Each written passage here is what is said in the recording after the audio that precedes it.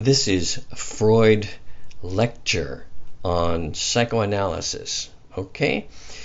All right, now I've pre-done some of this drawing because this has turned out to be kind of a long lecture and I want to try to cut it shorter by not drawing it, okay?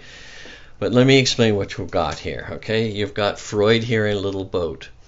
You've got the id ego and superego and the unconscious. You've got the conscious and the unconscious, okay? So Freud is, in therapy, what Freud's doing is fishing into the unconscious because that's where he believes problems are.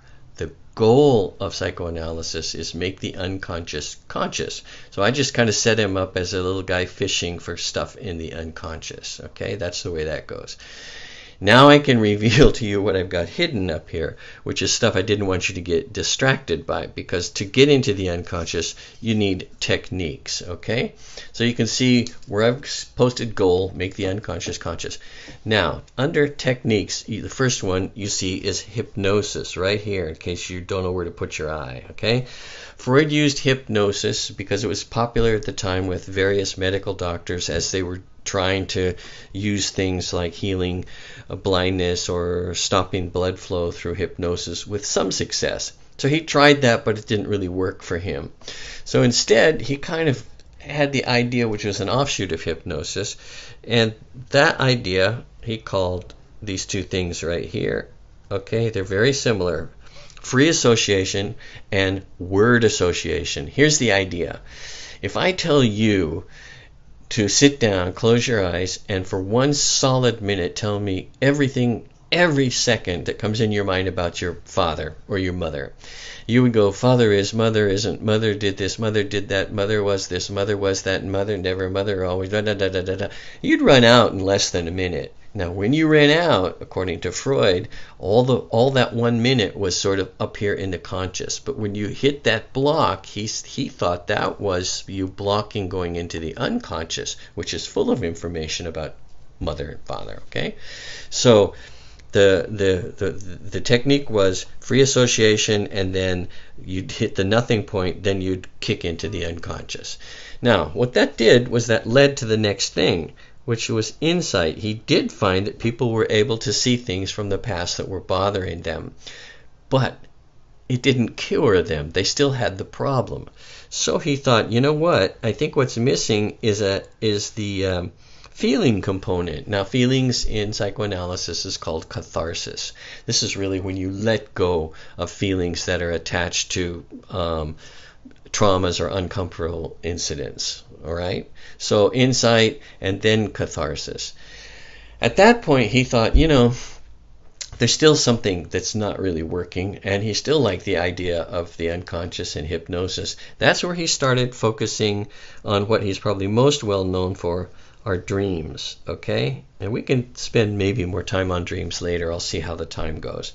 In dreams, there's two pieces to a dream. One is, you see, manifest. The manifest is what you remember about the dream.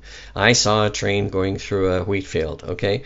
That's the manifest. You see it, you know it. What's latent is what's hidden. Obviously, we're going back to what you know is in the unconscious, what you don't know is in the unconscious. So the latent or meaning of the dream is hidden through symbols in the unconscious.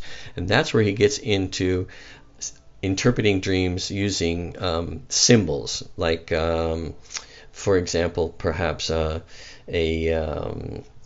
burning bush might represent something having to do with a feeling that you have in your stomach, or once you hid in the bushes to get away from somebody. And so that's what the meaning of the bush might have been in the manifest concept. But it gets very complicated. Okay, I don't want to spend more time on that. That's just the basic idea.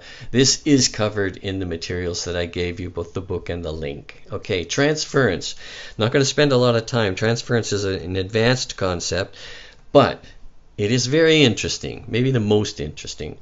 Transference is when the patient is getting tired of you saying, tell me about your father, tell me about your mother, tell me about the bully that you had, okay? And as the patient begins down here, the patient begins to get angry at you, look what happens here. Now this is kind of subtle in case you didn't get it. Look what happens. Where was the anger? It's in the unconscious. Then as the patient gets angry at Freud for making them deal with that, it's now in the conscious. So that these two can now work on the problem in the conscious mind, and that's where problems are solved. Oddly enough, that leads to the next theory, humanistic, which really focuses on solving problems in the conscious mind. But I think that's one of Freud's brilliant ideas, is to bring things into the conscious so that you can deal with it. And one of the ways you know it's coming into the conscious and not just messing around in memories and catharsis is when the patient starts to have feelings towards the therapist. Then things are getting in the conscious mind. Hope you understand that. Countertransference doesn't need a lot of time. Countertransference is when the therapist has feelings towards the patient that might get in the way of doing effective therapy. Like maybe they hate them, they like them, they remind them of their mother, and they had problems with their mother, or sexual feelings, those kind of things, in which case the therapist needs to go into some kind of therapy of his own and maybe even transfer the case.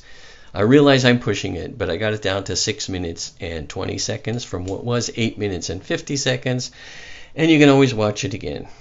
Okay? Thanks.